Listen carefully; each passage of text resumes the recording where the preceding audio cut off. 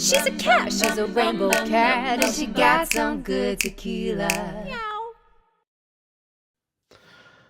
Hey everybody, welcome to my first episode of Rnbwkat Tequila, Cybersecurity Neat.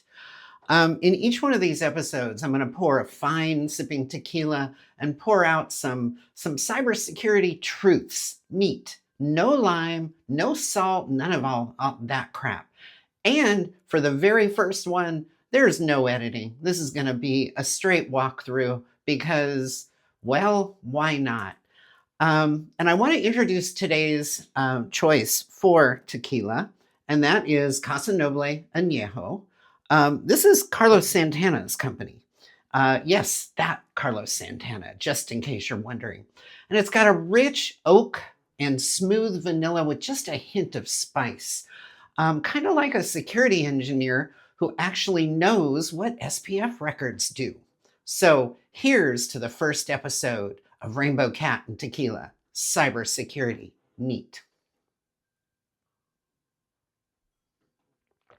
Oh yeah, that's good stuff. One little fun fact, Casa Noble Añejo is actually aged for full 2 years in new French oak barrels. And that's longer than most añejos. Most añejos are usually only rested for about a year to 18 months.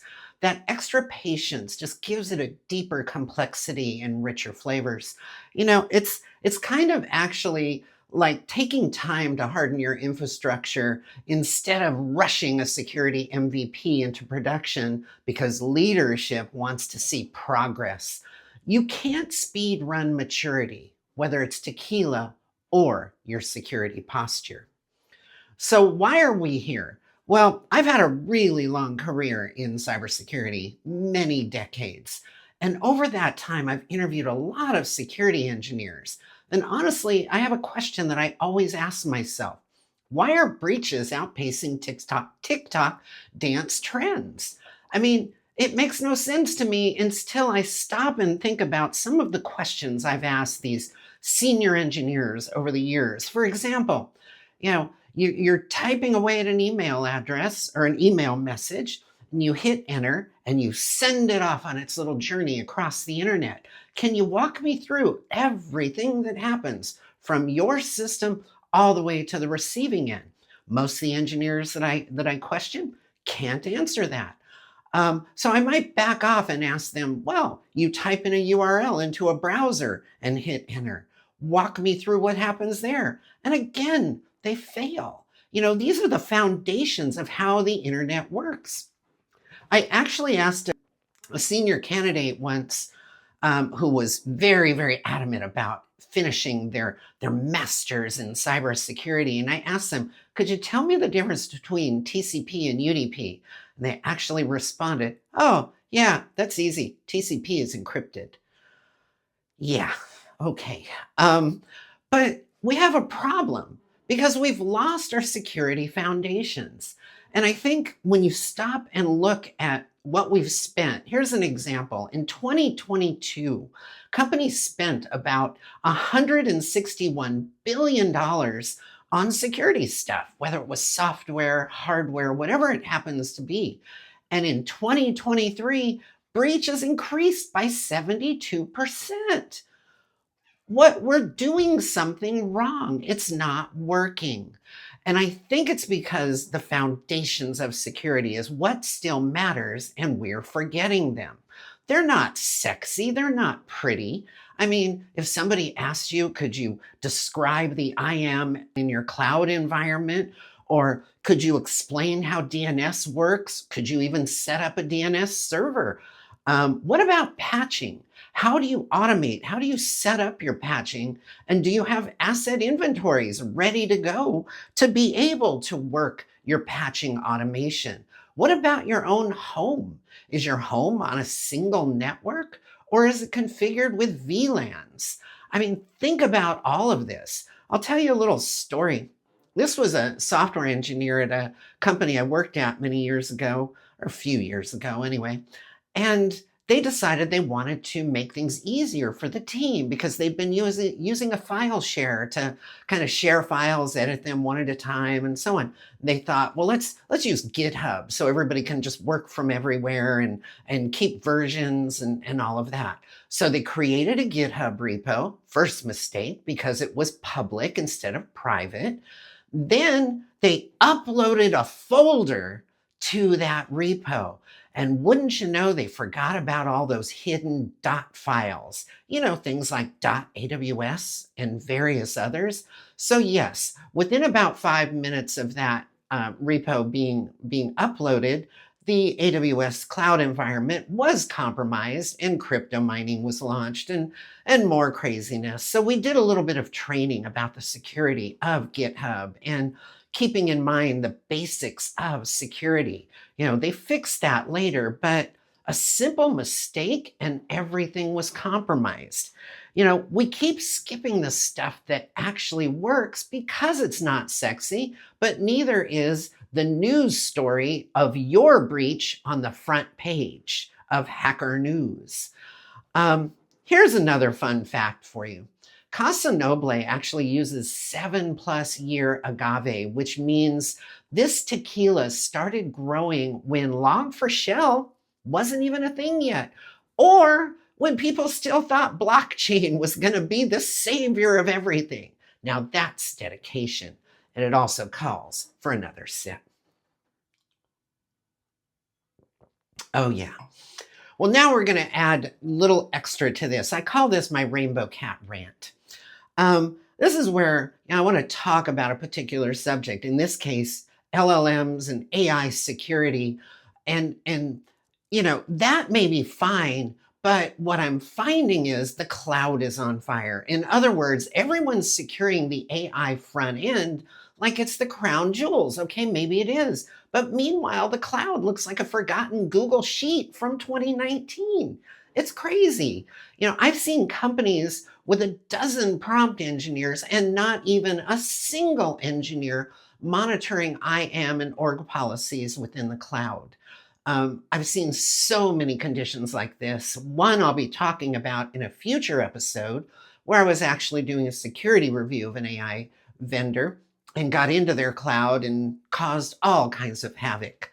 But attackers aren't doing prompt injection. They're privilege escalating and they're looting S3 buckets. Think about it. The foundations of cloud security is what we should be working on. So secure your infrastructure before you secure your AI, or you'll be asking ChatGPT, how do I recover from the recent breach? Okay. And by the way, Casa Noble doesn't age in a leaky barrel. And neither should your cloud. All right, let's talk about what I would like you to do after this first episode. Something to think about, which is a foundational project. Here's what your first project should be. And you don't need a home lab to do this. DNS is the invisible backbone of everything. And I find that most of the engineers I interview, they treat it like some magical address fairy that is just there doing its job instead of understanding how it works. So attackers love when you don't understand DNS. Why? Because they use it for exfiltration, for C2, for phishing, for tunneling. They use it for everything. And you're going to need to monitor your DNS. So let's think about this as the first project. Don't set up a home lab, but spin up something like DNS Mask or Bind9 or Unbound, or of course, one of our favorite, Pi-hole, whatever, because now we're going to see what really makes the network talk to the rest of the world. And you don't just set it and forget it. You're going to set it up and turn on logging, because we're going to talk about, again in a future episode, about how we do an investigation by looking at DNS logging. So the moment you edit that first zone file manually, you're going to feel your cybersecurity skills just level up one more time. And again, calls for a sip. So So we'll be talking about DNS tunneling and threat hunting via DNS in future episodes. So I hope you'll come back for some of those. And before you chase AI threats, understand DNS, because that's where the real magic and the real mistakes happen. Okay? All right. So let's talk about what's coming next. Well, I'm already planning an episode with Fortaleza Añejo and my favorite sim. That'll be a good one. Or what about Grand Mayan Ultra Aged? I like how they don't name theirs Blanco and Reposado and Añejo. Instead, they call it aged and ultra aged. But we'll be talking about a demo of the actual DNS server I'm suggesting that you set up for your first project. I'll walk you through it just in case you didn't get a chance to do it yourself. Okay, so if you wouldn't mind dropping some comments down below, maybe share one of your worst cloud configuration stories, or what buzzword in the security world makes you want to take a sip. I've got a lot on my mind. And what about a tequila security pairing? What would you like to see me do next? Any ideas? And if you're brave enough, maybe give me a rant topic that you would like to hear me talk about. I will be doing the one about AI versus cloud security in much more detail in a future episode. So always remember, sip responsibly, hack ethically, and as Sasha says, patch your shit. Yes, of course, Sasha's going to be in this. Where do you think she would be? And if you don't know Sasha, you'll learn about Sasha in coming episodes. So if you wouldn't mind, like, share, subscribe. I know we all say that. But if you don't, well, I'm still drinking the good stuff. And I'll close this out by simply saying, thank you very much for stopping by. I hope you like Rnbwkat and Tequila. Cybersecurity, neat. See you next time.